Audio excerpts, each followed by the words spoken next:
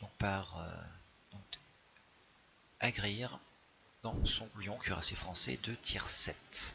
Voilà, on va voir ce que ça donne. D'après les screens que j'ai vus, ça a l'air pas mal du tout. Voilà. Donc c'est bien parce qu'en plus de ça, vous voyez, j'ai déjà fait donc l'Alsace, j'ai fait le République. Ben voilà, maintenant on a le Lion. Donc, comme on le voit d'après le matchmaking, ben écoutez, il est top tier. C'est voilà, assez classique quand on est tier 7. Comme vous pouvez le voir également, il y a énormément de lions en jeu, c'est normal, puisque bah, c'est la sortie des cuirassés français. Très peu de destroyers, un seul de chaque côté, et énormément de croiseurs qui sont la nourriture préférée a priori des cuirassés français. Donc, je le rappelle, le lion cuirassé français de tier 7, 16 canons, donc une très grosse puissance de feu. À l'opposé, grosse dispersion pour compenser. Donc c'est là en fait ce qu'on peut reprocher en fait au lion, à savoir que les salves c'est tout ou rien. Soit ça tape très fort et ça détruit absolument tout, soit ça ne tape pas parce que ça a trop dispersé. Donc là on va voir si la RNG est avec lui ou pas. Alors sur cette carte, voilà, c'est quand même relativement classique, que map de bâtière. A priori, vu qu'il n'y a que deux navires, donc Agrir et un Nova en face de A, me paraît plus prudent, effectivement, c'est ce qu'il a annoncé au début, de partir sur B et C. Le G2 va sur B, en face, qu'est-ce qu'ils ont comme destroyer? Un Yanway, donc a priori, ils ont un avantage. Le G2 étant quand même légèrement meilleur que le Yanway. Ne serait-ce que parce que les torpilles du G2 peuvent faire mal au Yanway, pas l'inverse, et le G2 a un sonar. Alors, premier lion adverse détecté.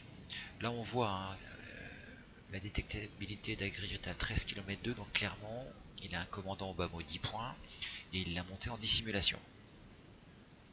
Comme vous voyez à l'opposé, hop, alors le Yanway est détecté, voilà. Ouais. On va voir ce que ça va donner là. Voilà. Alors il a tiré à la HE. Et là il passe à la P. Voyons voir ça. Ah, c'était pas mal, mais vous voyez, là pour le coup c'était assez étrange parce que la dispersion était pas mal, mais voilà, ça n'a pas été correctement, ça a raté de peu. Voilà, ça aurait dispersé un peu plus, il y avait un obus qui touchait.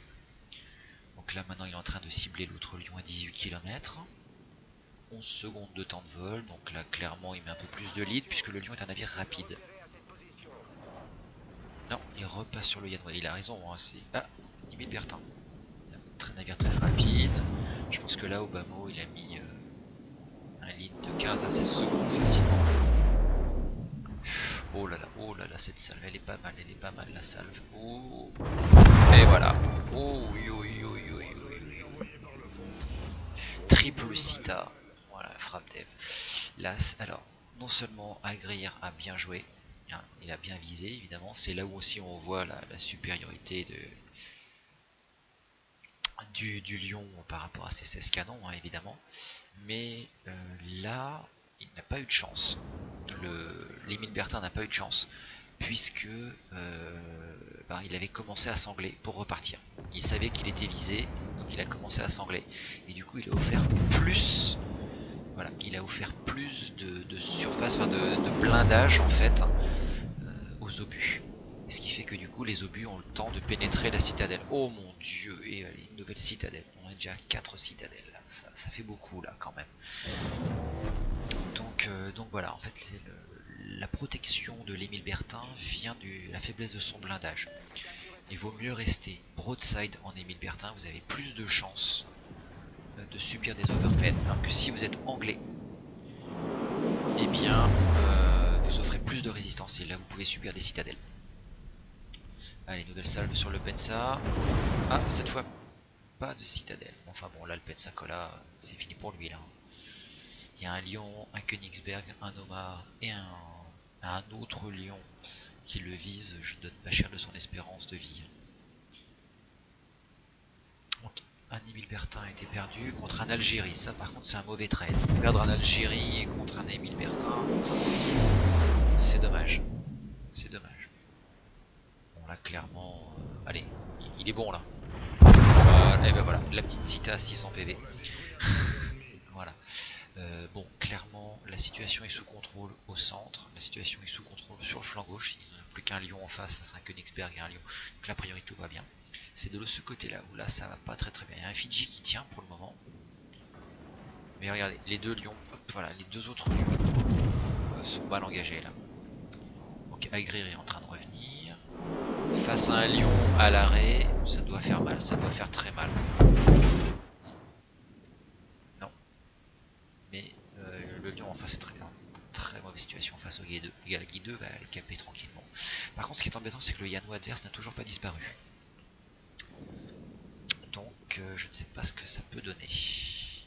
Voilà, donc le lion adverse repart. Toujours se méfier.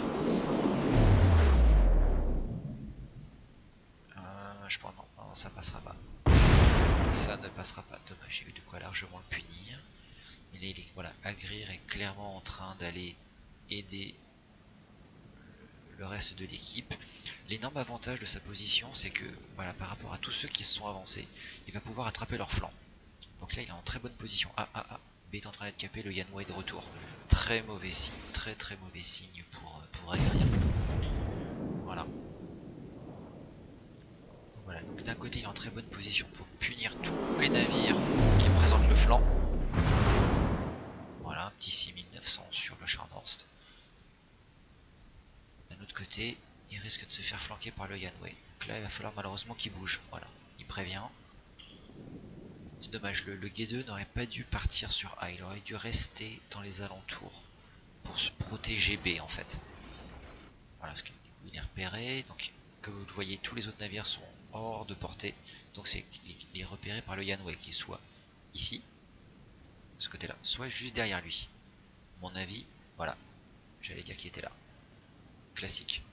Il peut le sortir, il peut potentiellement le sortir. Non, ça passera pas avec les... Non, ça passera pas. Ça passera pas. Et pendant ce temps, eh bien, de ce côté-là, ça n'arrive pas. Et on avait perdu... Qu'est-ce qu'ils ont perdu du coup? Ils ont perdu un lion. Et ils viennent de perdre l'Oma qui était de l'autre côté. Voilà, c'est impressionnant. Voilà, le lion en face a liquidé l'Oma avec une frappe dev. Allez, là, il faut que tu le sortes là. Là, t'as moyen. 2800, dommage. 3 overmen. Dommage. Cette distance-là, oh là là, puis alors ça tombe. Regardez à quel point ça tombe de l'autre côté. Leur flanc droit est en train de se faire massacrer. Donc lui, il en est déjà à 64 000, quasiment 65 000. Mais là, c'est très mal engagé. Il faut vraiment... Donc là, le Yanhua a tiré ses torpilles, clairement. Là, ça devrait être bonne. Voilà. Voilà. Donc là, et voilà, les voilà. Voilà les torpilles. Voilà. Ah, ça tire dans la smoke. C'est donc un lien de Captain Kelleris. Ça me dit quelque chose. Non, si c'est pas un... Je me demande si c'est pas quelqu'un qu'on voit souvent intervenir sur le forum. Donc voilà, donc là malheureusement... Donc là, je dis pas qu'il est bien placé ou mal placé, c'est que là malheureusement il est obligé. Il a dû sortir à cause du Yanhua. Donc là il essaie de revenir en arrière en kite pour éviter de trop se faire tirer dessus. Ouais, à mon avis c'est pas les Milbertins. Ouais non, les autres sont derrière l'île, donc il peut pas leur tirer dessus. Les deux Leander sont dans la smoke, il est bien gêné. Oh c'est un Fidji, Ah ouais non mais là le Fidji il faut directement le sortir sinon. Et voilà. Sinon ça va être la catastrophe. Le lion qui est toujours aux fraises. Le Gué2 qui arrive sur B. Elle n'est pas perdue mais elle n'est pas gagnée. Ils ont un gros déficit, hein. Ils ont 2 navires en déficit. Voilà, joli, très joli. Voilà, un Nürnberg, légèrement anglais. Vous avez vu, elle avait commencé à se tourner. Du coup, un tout petit peu plus de résistance. Et c'est la punition par le lion. Donc, Agrir, on a déjà 4 kills. C'est lui en fait qui pour le moment permet à son équipe de tenir. Le Gué2 voilà, il est en train finalement enfin de caper, donc l'équipe adverse ne gagne plus de points. Donc c'est très bon. C'est très bon. finalement voilà, le sacrifice, parce que c'est un sacrifice, hein, du gros de l'équipe d'Agrir n'a pas été inutile, puisque du coup rien n'a été capé. Okay. Et elle est double Cita. Oh mon dieu, c'est une machine ce truc là. Voilà, le lion adverse a été coulé, le Boudioni a fini par couler. Qu'est-ce qui reste? Il n'y a plus qu'un New York très très mal en points en bas. Donc voilà. Là il n'y a plus rien. Ils peuvent plus tenir C. Voilà, paf, le New York vient d'y passer. Ils ne peuvent plus tenir C. Mais oh mon dieu. À nouveau une double Cita et le Kraken. Non mais là c'est juste. Non là clairement la RNG est avec lui là. Il en est à 10 citadelles quand même. 10 citadelles, 113 000 de dégâts. Voilà. Clairement il tient. Voilà, donc là il part en kite. Les autres vont lui tirer dessus. Ils ne pourront pas lui faire énormément de mal. Il ne faut par contre surtout pas qu'il explose énormément son flanc. Là, le lion adverse à 19 km, il ne peut rien lui faire. Donc là pour le moment c'est très bon. Il reste. Oui, il est visible à cause du Scharnhorst. Voilà, il est visé. Mais vu son inclinaison, les autres cuirassés ne devraient pas forcément lui faire énormément de dégâts. Voilà. Et là, le G2 a toutes ses chances. Vous voyez, voilà, il se fait tirer dessus. Il reçoit pas énormément de dégâts. Le lion adverse est complètement hors de position, donc pour le moment tout va bien. Le problème c'est ça, c'est se fait caper. Mais n'est toujours pas capé par l'adversaire. 2 capes à 0 pour le moment, même s'ils vont en avoir une. Donc ils ont l'avantage au point. Je ne vais pas dire qu'elle est gagnée, parce qu'ils ont quand même 5 navires contre 3. Tout va dépendre de ce que fait le lion. Oh, le lion peut encore tenir s'il manœuvre correctement. Non, le G2 t'as aucun intérêt à se moquer. Puisqu'il suffit que le lion tire une fois et il est à nouveau visible. Ouf, 5008 sur un Scharnhorst de front, bravo. Petit soutien débloqué. Voilà, et voilà, vous avez vu, hein, il s'est ouvert un tout petit peu le temps de tirer avec ses tourelles. Et hop, voilà, il a tout de suite rabattu pour empêcher d'exposer trop longtemps son flanc. Ça c'est vraiment une bonne position de kite. Hein. Voilà, hop, il ouvre un peu, il prend des dégâts forcément. Il s'est fait tirer dessus par le Colorado, qui a des canons de 406, donc ça fait très très mal. Voilà, petit feu sur le Scharnhorst, un lance-torpille abîmé. Voilà, mais par contre, vous voyez, là, il était un peu trop ouvert et du coup, Colorado le punit. Hein. Voilà, ils perdent le lion. La partie est très très tendue, 124 000 de dégâts quand même. Vous voyez, là voilà, la salve du Colorado qui vient de recevoir lui a fait 1000 et quelques dégâts seulement parce qu'il était suffisamment anglais. Voilà. Dommage, voilà, 5 obus. Voilà. Et bon, là voilà, il doit subir le feu des deux cuirassés. Il va commencer à souffrir. Que fait le G2? Je ne sais pas. Le G2 devrait être ici et tirer sur le Scharnhorst à la torpille. Je ne sais pas ce que fait le G2. Que fait le G2? Ah, il a tiré des torpilles, c'est déjà ça. Donc là, voilà. Vous pouvez le voir. Hop. Les deux navires. Voilà, gros calibre débloqué. Très bien, joli. Les deux navires étant trop anglais par rapport à lui, tirer à la paix ne lui ferait pas suffisamment de dégâts. Voilà, ça serait inutile. Donc du coup, il a raison de continuer à la HE. Là, le problème c'est qu'il ouvre énormément son flanc. Il ouvre énormément son flanc. C'est dangereux là. Ouais, voilà, paf, vous voyez. Il a ouvert un tout petit peu trop son flanc, il a tout de suite pris beaucoup plus de dégâts. Voilà, 6200 à nouveau feu. Là normalement le Scharnhorst il brûle. Voilà, il répare, c'est sa dernière réparation. Vous voyez, donc vraiment avec le lion, il faut vraiment être suffisamment anglais. Sinon c'est fini.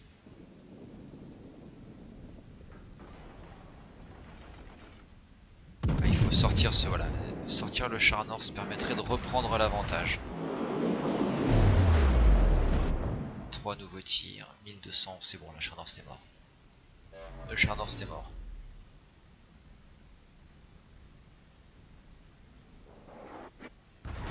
Par contre, il y a un nouveau navire qui le cible. Ah, c'est l'autre lion de l'autre côté. L'autre lion qui se met à lui tirer dessus. Oh, il a réparé. Oh là là là là. Et donc là, ça devient très dangereux. Après le lion adverse est très mal en point. Nouveau feu. T'as pas honte à grir. Voilà. Un navire de plus. Non, il a... Ah, il avait laissé brûler naturellement. Ok. Ouh là là là là. Là, clairement, voilà. Le G2, en fait, s'est laissé piéger dans B. Classique. Hein.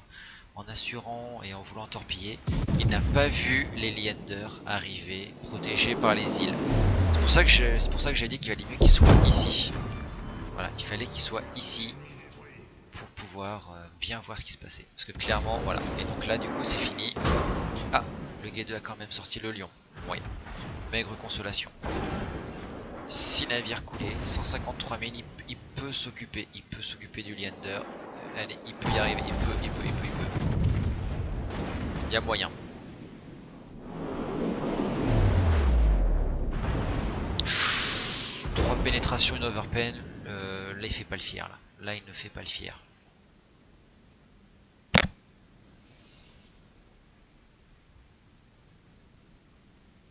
Le problème, c'est ça. Il ne voit plus rien, plus de réparation. La moindre erreur lui sera fatale.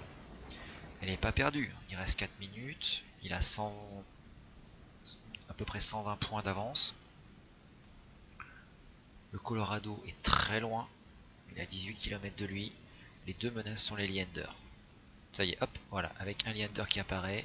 À 7 km, ça peut potentiellement sentir une belle dévaste. Ça peut sentir d'ailleurs le Leander, hop, est déjà en train de ralentir. Ouh là là, ouh là là, ouh là là. Attention, attention. Oh, oh là là là là.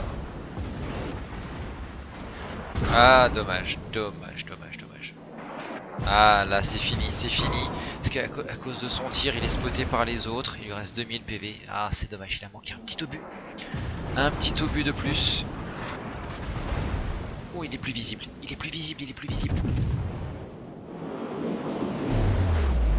Ah, 2 overpen à nouveau. Mais là, le problème, c'est ça. Dommage, bien vu de sa part. Le moindre obus qu'il touche, il est mort. Le moindre obus qu'il le touche, il est mort. Aïe, aïe, aïe, il va s'échouer. Oh là là. Oh là là, la chance qu'il a eu face aux obus du Colorado. C'est indécent.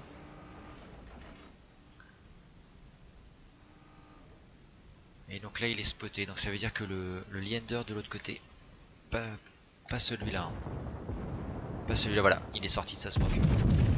Aïe, aïe, aïe, aïe, aïe. Il va couler. Et dommage. C'était une très belle partie là. Et ça s'est pas joué à grand chose. Hein, vraiment. Mais bon, 126 points, c'était vraiment retarder l'échéance finale. Du coup, qu'est-ce que ça nous donne tout ça? Si, hop, voilà, tac, voilà.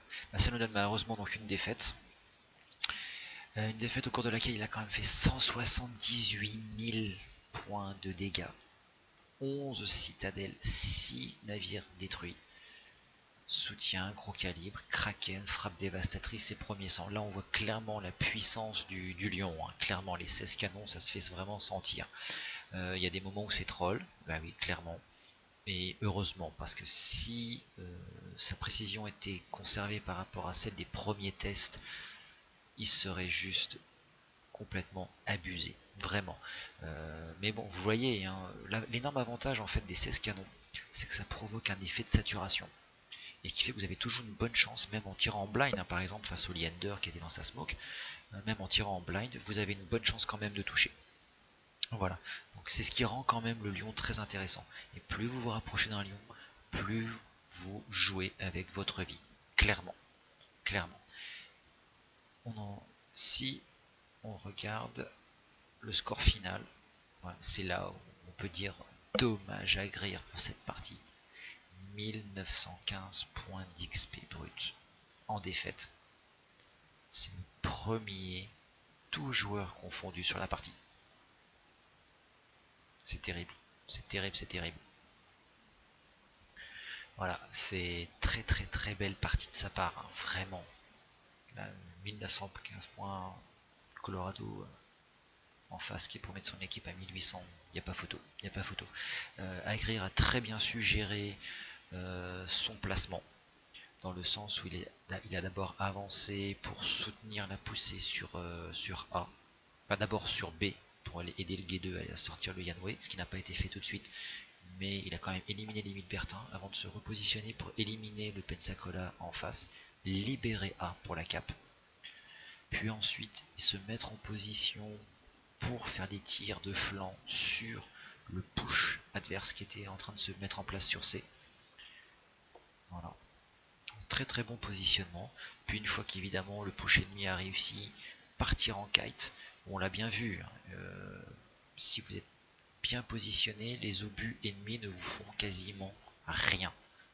Et vous avez voilà. Et en fait vous avez besoin de vous de vous ouvrir, d'ouvrir votre flanc un tout petit peu pour balancer des salves qui peuvent être potentiellement très dangereuses. On voyait des salves à la P et à la CHE qui faisaient plus de 6000 dégâts sur des cibles de front, ça, voilà, ça fait quand même très très mal. Par contre, vous ouvrez un tout petit peu justement votre flanc, tout de suite on le voyait quasiment de dos, il prenait rien, quasiment. Il ouvre un tout petit peu, il prenait tout de suite des grosses pénétrations, 4000, 5000, tout de suite. Vous voyez, il n'y a pas de juste milieu avec le lion. Hein. C'est soit vous prenez rien, soit vous prenez tout de suite énormément. Et du coup, c'est là où on peut faire très très mal à un lion. C'est que il suffit d'attendre. Vous voyez un lion en kite, vous attendez. Parce qu'évidemment, à cause de la dispersion du lion, il va falloir qu'il ouvre son flanc, s'il veut profiter de tous ses canons pour faire mal. Vous attendez ce moment-là, vous tirez et vous allez lui faire mal. Voilà, c'est le bon moment. Donc voilà. Et au final, si on regarde, que je ne dise pas de bêtises, voilà. Donc 178 000, très bien. Il a reçu 87 000 dégâts, donc c'est très bon. Il a clairement fait son job. Dégâts potentiels de tanker 2 455 000. Voilà, c'est voilà clairement.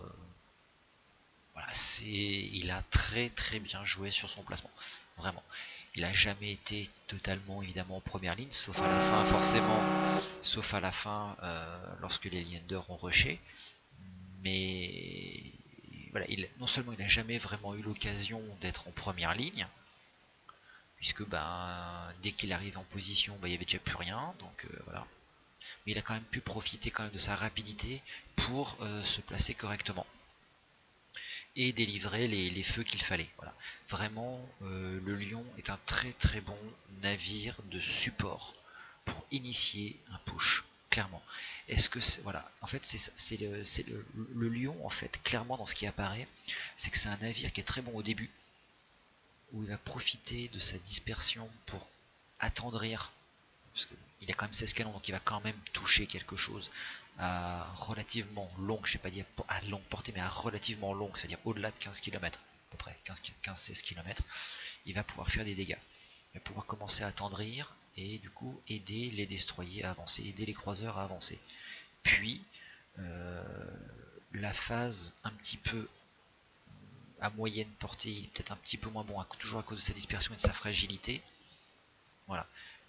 Et il doit profiter justement de sa vitesse pour après arriver relativement près et balancer du coup ses salves à moins de 10, allez, à 10 km et du coup utiliser son shotgun pour faire de magnifiques frappes dévastatrices. À mon avis, je pense que c'est de quoi, et voilà, je pense que c'est à peu près comme ça qu'il faudrait le jouer.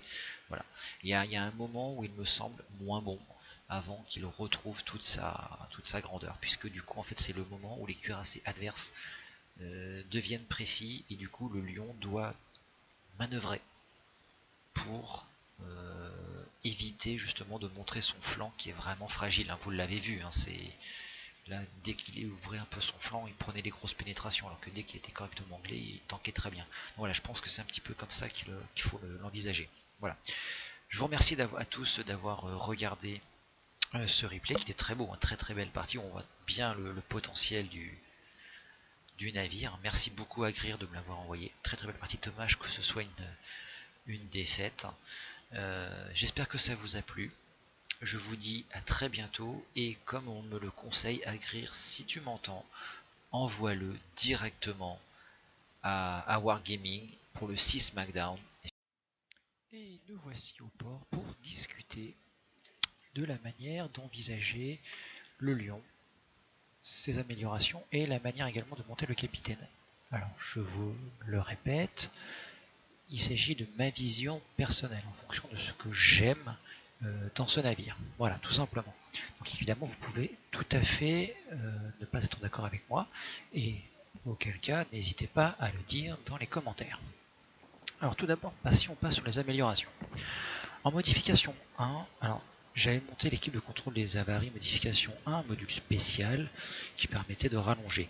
Je l'ai mis tout simplement parce que je l'avais reçu et je savais pas trop quoi en faire, tout simplement. Ça vous permet d'avoir une réparation un petit peu plus longue, ce qui n'est pas forcément un mal quand vous êtes sous un feu permanent de navires tirant des obus explosifs. Ça vous permet d'éteindre plus rapidement les incendies et éventuellement de supprimer quelques salles qui pourraient déclencher des incendies. Mais honnêtement, voilà, c'est du secondaire. Personnellement, les armements principaux, sur ce navire, je n'ai jamais eu de problème de tourelle. Donc a priori, ça n'est pas forcément nécessaire. Vous pouvez toujours, mais honnêtement, moi, ça n'est pas ma... Je n'ai jamais de problème. Les armements auxiliaires, les secondaires, alors vous en avez vous en avez quand même beaucoup, puisque vous en avez au total 24, sous la forme évidemment de... excusez-moi, de 8 tourelles.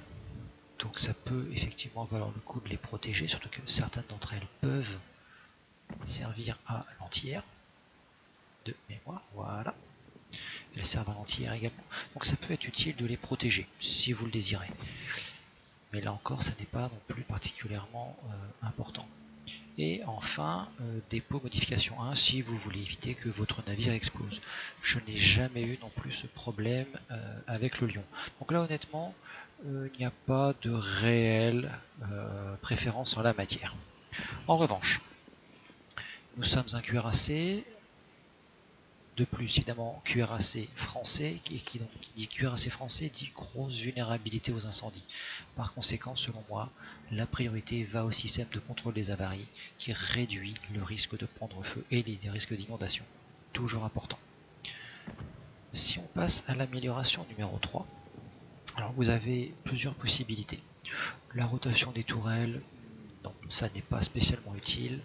Comme vous le verrez, elle tourne déjà relativement vite. 42,9 secondes, c'est quand même déjà relativement rapide. Vous pourriez booster la portée entière. Sachez que le Lion se défend plutôt bien en entière. Alors là, l'entière n'est pas spécialement développée, mais si vous comparez par rapport à d'autres, voilà, 67 de valeur entière pour le Naisno. Et si on prend le Nagato par exemple, vous avez 49 de défense entière. Le Nelson, ou tiens, on va plutôt prendre le George V, navire régulier, voilà, 47 de défense anti-air.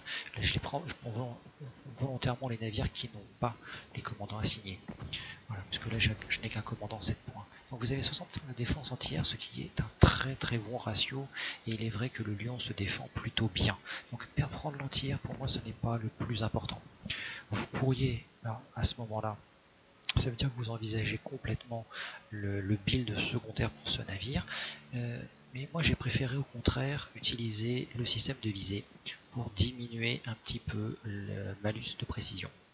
Car le Lion, et c'est vrai, a une réputation de trombon. Vous avez 16 canons et vous avez une très mauvaise dispersion, un très mauvais sigma qui fait que très souvent vos obus partent dans tous les sens.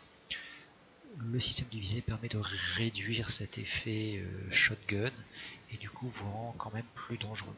Et surtout si vous avez, surtout avec évidemment ce que vous avez pu voir de la partie d'Agrir tout à l'heure, à courte portée c'est un monstre.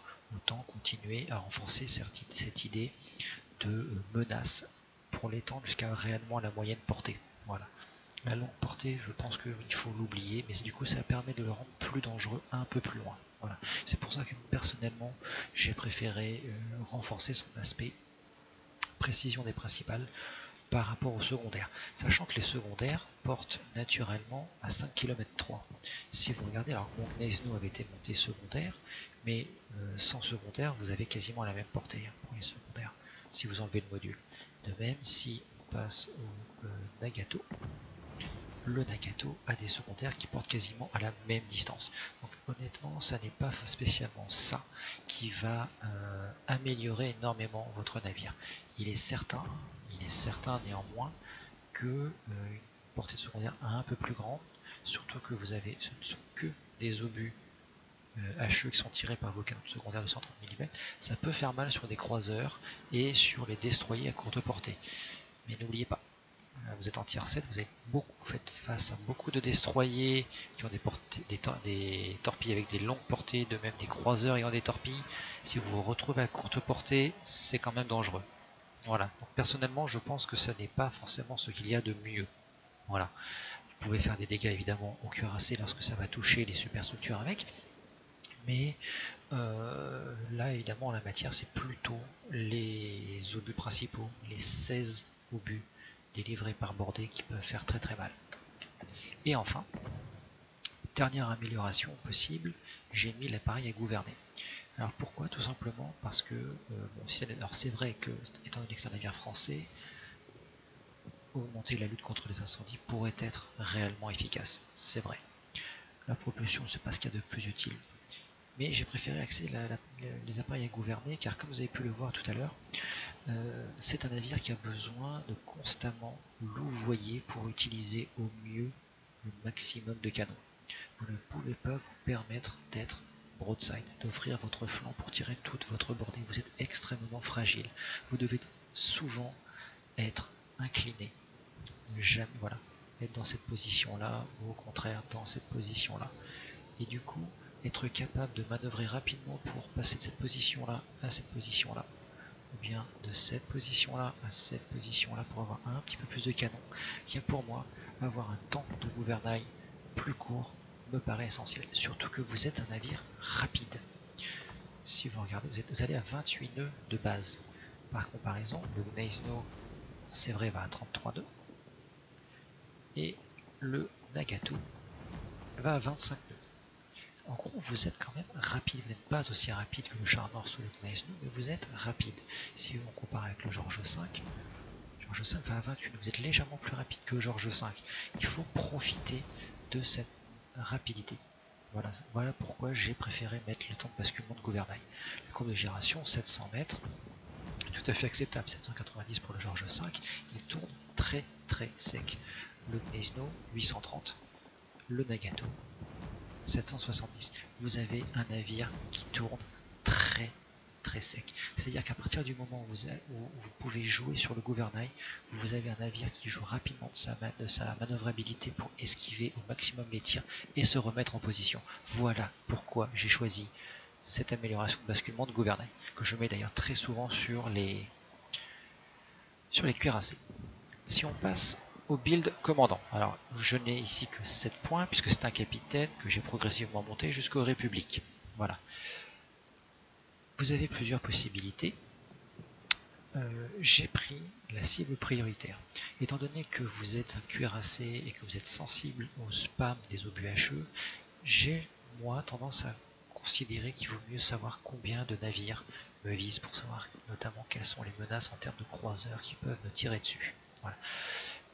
En me positionnant correctement, je vous garantis que les cuirassés ne me font pas forcément très très mal. Vous pouvez tanker relativement bien si vous ne faites pas de bêtises dans votre positionnement.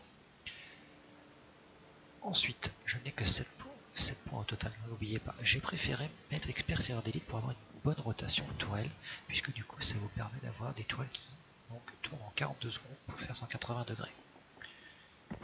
Voilà. Si, non, je ne peux pas comparer avec le Char Nord, mais si je compare par exemple avec le Nelson, 45 secondes, vous savez quand même. Voilà. Le Hood, 31 secondes, mais là c'est un croiseur de bataille, c'est un peu tout à fait pareil. Si vous comparez ça avec le Nagato, 47 secondes, vous obtenez avec, évidemment si vous lui mettez un capitaine adapté, vous obtenez des temps de rotation à peu près comparables. Donc ça vous permet réellement, pour le Lion, d'éviter que vos tourelles ne soient complètement à la traîne lorsque vous tournez, tout simplement. Ensuite, en rang 3, j'ai opté pour les bases de la capacité de survie pour accélérer les temps de réparation. Ne l'oubliez pas, vous êtes vulnérable aux incendies. Et ensuite, en passant donc à la capacité numéro 4, je pense que pour en faire réellement un monstre, n'oubliez pas, vous avez 16 canons qui sont redoutables à courte portée, et avec le module de précision, vous pouvez devenir dangereux également jusqu'à moyenne portée. Je penche pour mettre l'expert en dissimulation. Parce que si vous regardez bien, et si l'on compare, il est pour le moment détecté à 15 km/4, ce qui est énorme quand on voit qu'il a peu de marge de manœuvre. Sauf que si on compare avec les autres, le Gneisno à 15 km/2, c'est équivalent. Le Nagato à 16 km/6, c'est encore pire. Et si on regarde par exemple le George V, mais c'est évidemment une catégorie à part, 14,1 km. Donc finalement, ça vous donne un cuirassé dans la moyenne. Ce qui, du coup, vous permettra, une fois cette dissimulation opérée, de passer non plus à 15,4, mais si on fait le petit calcul, donc si c'est moins 14%, donc 15,4 multiplié par... Nous passons à 13 km 2. Nous passons à 13 km 2 de détection, et vous entrez typiquement dans la zone mortelle de ces canons. En gros, lorsque vous apparaissez, celui qui vous a repéré, à moins que ce soit un destroyer, est en très mauvaise posture. Que ce soit les obus par sa salve d'obus HE ou par sa salve d'obus AP. Voilà ce que je trouve très intéressant avec le lion, tout simplement. Vous pouvez également, évidemment, alors personnellement je ne me montrerai pas secondaire. Là encore, c'est un cuirassé français, je le montrerai ensuite survie, pour limiter le nombre d'incendies. Vous pouvez tout à fait, si ça vous tente, c'est vrai que ça peut valoir le coup, surtout pour le moment, personnellement je préférerais attendre l'arrivée du rework, de la refonte des CV, des porte-avions, puisque évidemment passer en expert en entraînement avancé au tir permettrait d'augmenter légèrement la portée des secondaires et surtout d'obtenir une DCA qui tire encore plus loin. Si vous regardez bien, la DCA tire au maximum jusqu'à 5 km 2. Donc vous obtenez quand même 6 km de bulle anti-air. Le lion se défend très très bien. Vous pouvez le rendre redoutable en la matière. Donc vous avez cette possibilité là. Voilà, on obtient quand même un build relativement classique. 10, 14, ça ferait 18. Il ne resterait plus qu'un point. S'il ne devait y avoir plus qu'un seul point, ce serait éventuellement expert chargeur. Si on ne fait pas ce build là, je garde moi personnellement l'expert en dissimulation, très vraisemblablement prévention des incendies, 14 points, il me resterait 5 points. 2 points pour la poussée d'adrénaline et 3 points pour le surintendant, pour avoir un soin de plus. Voilà, donc c'est quand même quelque chose. Donc cible prioritaire, expert tireur d'élite, poussée d'adrénaline, base de la capacité de survie, surintendant, expert en dissimu, prévention des incendies. Voilà ce qui moi me paraît intéressant. Vous pouvez très bien décider de le monter un petit peu autrement en mettant ici la grande alerte et le monter ici en entraînement avancé au tir. Si vous décidez de monter complètement secondaire, autant y aller à fond. Et je vous le dis personnellement, je pense que ça n'est pas forcément le meilleur. Le Gneisno fait ça tout aussi bien. Et il a des torpilles en plus. Donc voilà, personnellement quand on voit le tier 7 avec tous les croiseurs pouvant tirer de la HE, je pense notamment au Belfast, quand on voit les cuirassés en tier 7, que ce soit le Char North, tous les cuirassés anglais, notamment le George V, qui tirent de la HE, personnellement j'envisage le build survie pour tenir le plus longtemps possible. Voilà, en étant discret et en tenant longtemps, vous pouvez utiliser votre redoutable batterie de 16 canons le plus longtemps possible. Surtout qu'en plus, n'oubliez pas que ça recharge toutes les 30 secondes. C'est pas forcément ce qu'il y a de mieux.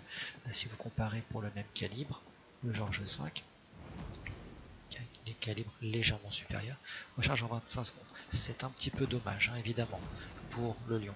Mais comme de toute façon il prendra des coups, avec la poussée d'adrénaline, cela compensera largement les choses et ça vous donnera un navire qui va tenir très longtemps et qui va être capable de faire extrêmement mal. Et voilà, pour moi personnellement, je préfère maximiser la puissance et l'efficacité de cette magnifique bordée de 16 canons qui font extrêmement mal, qui punissent les croiseurs, qui peuvent punir aussi largement les destroyers et qui peuvent surprendre les cuirassés un peu trop aventureux. Voilà. Merci à tous de m'avoir regardé. J'espère que ces conseils vous seront utiles. Passez un bon moment. N'oubliez pas, si vous avez la moindre question, le moindre commentaire, n'hésitez pas à m'en faire part sous la vidéo. Et je vous retrouve très bientôt. À bientôt.